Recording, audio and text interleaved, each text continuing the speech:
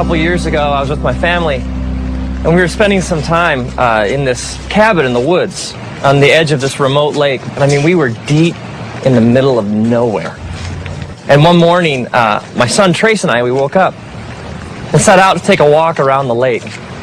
It was one of those mornings, like not a cloud in the sky, and the birds are singing, and my son Trace, he's about a little over a year old at the time.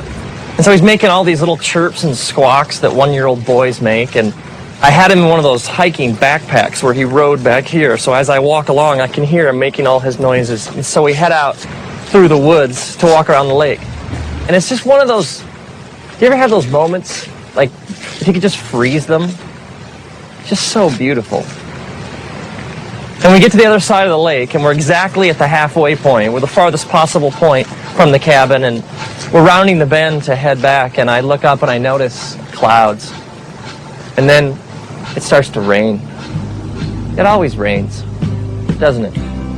It's interesting, because the scriptures say all sorts of things about rain and storms. When Jesus is teaching about what it means to live like the fullness of life in his kingdom, when Jesus speaks of it, he speaks of two different people. He speaks of a person who builds their house on sand, someone who chooses to reject his teachings, and someone who builds their house on rock, who chooses to build their life on Jesus' teachings. And then the metaphor he uses is that of a storm that comes, and the person who rejects his teachings and his truth, essentially the house built on sand just gets destroyed, but the house that's built on rock stands.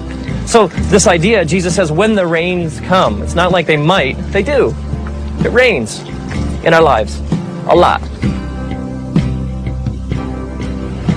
At first, there's a drop here and a drop there, and so I put Trace's hood over his head. But what I didn't know was that he pulled it off. And so gradually the drops, they get bigger and bigger, and they fall faster and faster. And in no time, it is pouring. I mean, the kind of rain that just soaks, it plasters your hair against your head, and the kind that just drenches your clothing. And at first, Trace, the thunder and the lightning, he's okay, but as it picks up and it gets louder and louder and the wind becomes more intense and the trees start to shake, Trace becomes more and more agitated. I can feel him like on my back, and at first he starts to whimper, and then he lets out kind of a little shout here and there, but in no time, Trace is shrieking at the top of his lungs. I mean, the wind is blowing, it's thunder and lightning, and we are just getting plastered with this heavy rain, and the trees are no longer providing any shelter. And Trace, just from like deep in his being, starts to yell and cry so loudly and with such passion and terror in his voice. It's interesting, because if you take like the word cry and you search the scriptures, you find this word comes up over and over again. Like even the book of Psalms, just the book of Psalms. If you're like start reading through, it speaks over and over and over again of crying out to God. And God says these amazing things, like he says, when you cry out to me, I listen. He even says, I cannot ignore the cry of somebody who's afflicted. It's like if I'm hurting, lost, soaking wet, scared, confused, God says, you cry out and I hear. God even says that when you cry, he's close to the brokenhearted. He's close to those who cry out and admit they're scared, lost, soaking wet, and confused. See, there is this false, twisted idea out there among religious people that somehow you got to have it all together to have a relationship with God.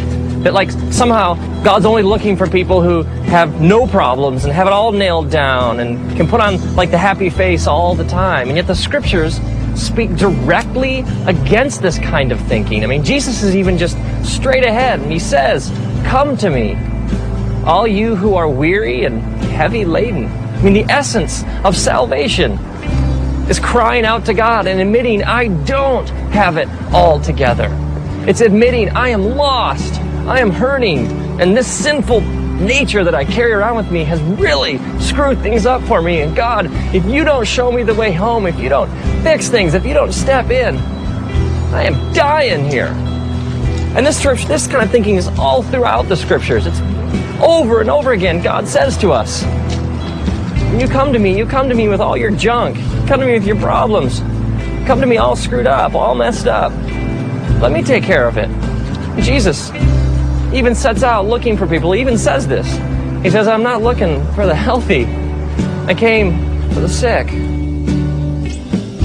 It's interesting if you think about the storm from Trace's perspective. For Trace, the storm is his reality. He sees nothing else. The lightning and the thunder and the trees swaying and the raindrops and the water just dripping off him. It's all he knows. He sees no reality beyond this storm. What Trace doesn't realize is that as his dad, I would do anything to get him home.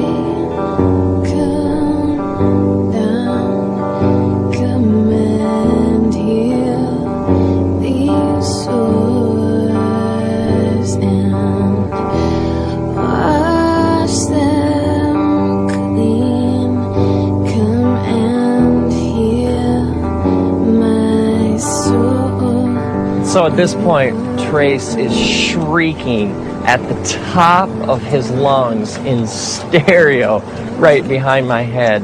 And I stop, and I kneel down, and I take him out of the pack. And I pull him close to my chest, and I wrap my arms around him, and I hold him so tightly up against my heart.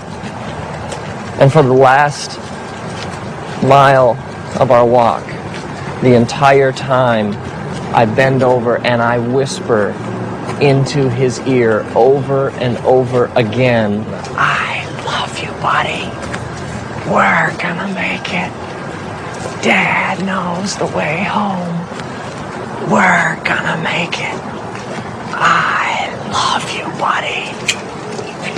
And over and over and over again, through the storm, I carry him home, clutched tightly against my chest, whispering, I love you, buddy. We're gonna make it. Now imagine if, like, years later, Trace is in therapy or something, and he drags up this repressed memory of the walk.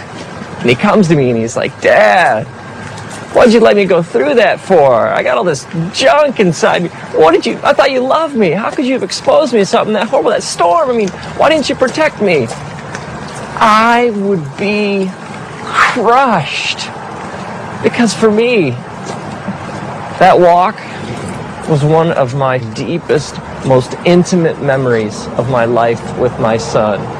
I wouldn't trade that experience for anything. Maybe you're bitter or you got all this anger inside because of some things you've been through, some storms in your life. And you're wondering if he really loved me, if God really was there, he wouldn't have let me go through that. And maybe God is saying, no, man, don't you understand? I got to hold you tight. And I got to remind you over and over again, I love you, buddy. As it says in the scriptures, the book of Deuteronomy, chapter 1, God's reminding his people of how good he's been to them. He says, remember, I carried you like a father carries a son.